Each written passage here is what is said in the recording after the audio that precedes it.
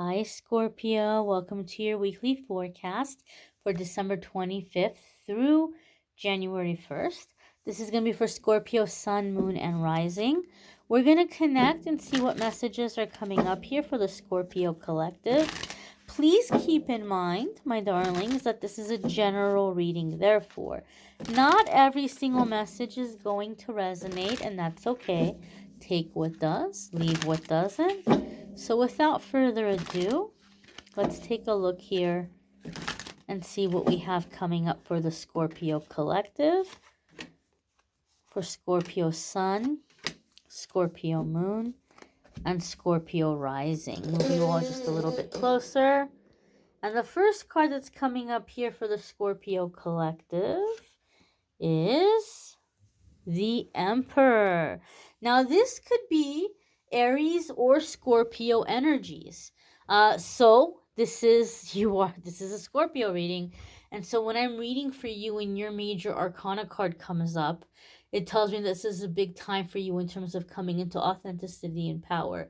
However, right, the Death card is the card for Scorpio, but there's a Scorpio element to the Emperor. So the Emperor is also about divine masculine energy. So what this is telling me, Scorpio, is that for the Scorpio collective, this is going to be a really powerful time and a really powerful crossroads that you're coming into really fully embracing your Scorpio masculine energy. Keep in mind, we all have masculine and feminine energy, and that has nothing to do with who or what we are attracted to physically or even emotionally. It's just, there's the feminine energy and the masculine energy, and we all have both. And so maybe some of you have been having a hard time embracing that masculine energy, or maybe it's been an overdrive, and now it's coming into this balance.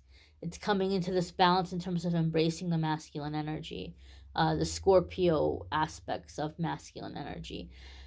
Some of you could be dealing with a fellow Scorpio or an Aries, Sun, Moon, Rising, or Venus. That might be very, very significant for you in your life at this time. A significant soulmate as you're coming into a significant crossroads. Major arcana cards come up when we're coming into a new chapter, a defining moment. So that being said, that's not going to get wrapped up in 7 days, but the things happening in the next 7 days are setting a series of events into motion. And for some of you, it has to do with embracing masculine energy. Some of you may be stepping into divine masculine energy. Some of you may be calling in or manifesting a divine masculine. Some of you may have a divine masculine coming in. That is going to be a significant person for you in terms of healing issues with authority or issues with father figure. I feel a strong sense of healing with this Emperor, and I feel a sense of just like a very loving, paternal, kind, generous energy, even like guidance, like somebody who wants to guide you, kind of take you under their wing, even like a sense of like a protective energy. So I do feel some of you are manifesting a significant soulmate that's going to be helping heal any kind of masculine wounds that you might have experienced, or any kinds of, like, I don't know if I want to say daddy issues, because that sounds like a negative connotation, but a lot has been coming up in the weekly forecast around mommy issues and, like the feminine wound. And I'm feeling the aspect here from the Emperor that some of you have that masculine wound or that paternal wound. And so I feel like there's this person coming in who's like a part of your healing, a part of like the shift, where maybe before you were learning these lessons through pain and through these karmic cycles that were painful. And now there's this different elevated karma that's coming in where we're learning lessons by having a healthy dynamic. Right? Instead of having the unhealthy dynamic where we say enough, no more, this is a healthy dynamic where like, this is how it should be. This is how it should have been all along. And so there could be a sense here of like healing in a positive way through a very masculine, divine masculine, father-like energy that may be coming in for some of you. The next card that's coming up here for the collective, ooh, is the moon. This could be Pisces or Cancerian energy. Some of you may be dealing with Aries, Scorpio, and or Pisces or Cancerian, like a mix of these signs, or two or more of these signs. And so with the major arcana cards coming in back to back, that tells me big changes and big shifts in a short period of time. If you have Pisces or Cancerian placements, there could be big changes and big shifts happening for you in those houses or in those areas of your life. Some of you could be dealing with a significant soulmate with these placements. Now, keep in mind we just had the new moon in Capricorn on the 23rd. And that energy is going to be around for a little bit. It's setting this time in motion for us, that's coming into awakening to realizing our dreams and our desires, and how to actually make those things happen. To connect the logic with the heart. This is what I want. How can I make it happen? How can I make it a reality? And so when we have a new moon or a full moon and I get the moon card come up in a reading, it's telling me that this particular moon cycle is going to be very significant for you. You're going to feel those moon energies very intensely, and you're going to be riding those energies towards change and manifestation.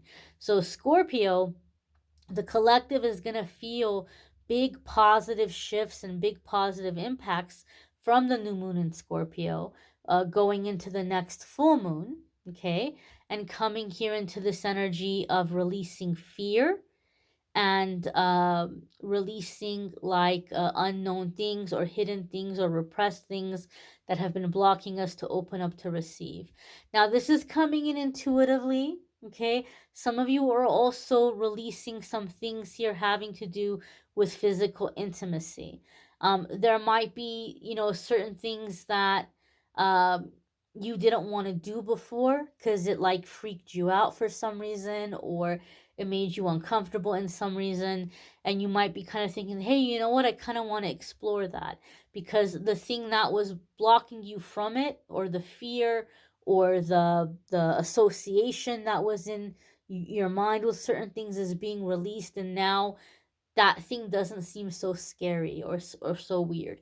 And I don't mean you're going to be doing all kinds of outlandish stuff, although Scorpio is probably the most adventurous of the signs when it comes to this kind of stuff. There could be some things that are, and they could even be very basic, that you just might be like, I just don't like that particular thing. But I feel here some of you are releasing things around um, physical intimacy that before you thought you could never do, or you thought you would never want to do. And now you might be having like a curiosity about it. Not because somebody is pressuring you or somebody is telling you. It's like within yourself, you're like, hey, wait a minute now. Like, maybe that thing is not so weird, or maybe I want to kind of try that out.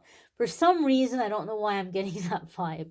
The next card that's coming up here for the Scorpio collective is the Four of Swords. And so Four of Swords is a card, for me in my readings, oftentimes that comes up because emotionally, mentally, spiritually, sometimes even physically, we've been through the ringer and we need some time to rest. We need some time to recuperate and process the things that we've been through. And also, this is a time in which we are meant to really, really strengthen our faith. Okay? When you have two major arcana cards coming in back to back, that's big changes and big shifts in a short period of time. And I had to peek here because I felt a sense, and the last card is really confirming what I was feeling. You're gonna have a really big decision to make here, a really, really big decision to make in the coming weeks. And I feel it's about embracing an opportunity that for some of you may be very left field. You didn't think it was going to happen, or you didn't see it coming, even if you're an intuitive person. And there can be a lot of fear around it, right? A lot of insecurity, a lot of what if, what if, what if, what if, what if. And the Four of Swords is saying this is a time that you have to really, really strengthen your fear. Not sorry, not strengthen your fear. Quite opposite. I meant to say it's a time that you really, really have to strengthen your faith. It's a time that you really, really have to strengthen your faith, because change is scary. Even when it's good change, even when it's happy change, it can be terrifying. And I feel for some of you, it's like you're scared to receive the very things that you've manifested. It's like, I didn't think it was actually going to happen, or I didn't think it was actually going to show up, and now it's here. And it can be very, very scary. And so the Four of Swords is saying you need to rest. You need to process the things that you've been through, and you need to strengthen your faith right now so that you can embrace these changes that are coming in and be confident about it. Now, that being said, I feel for some of you, these changes and shifts are going to be directly connected to life path. And they are, for some of you, it has to do with the work that you've been doing. You're manifesting a change in terms of the work that you've been doing. And that can be very scary. Um, so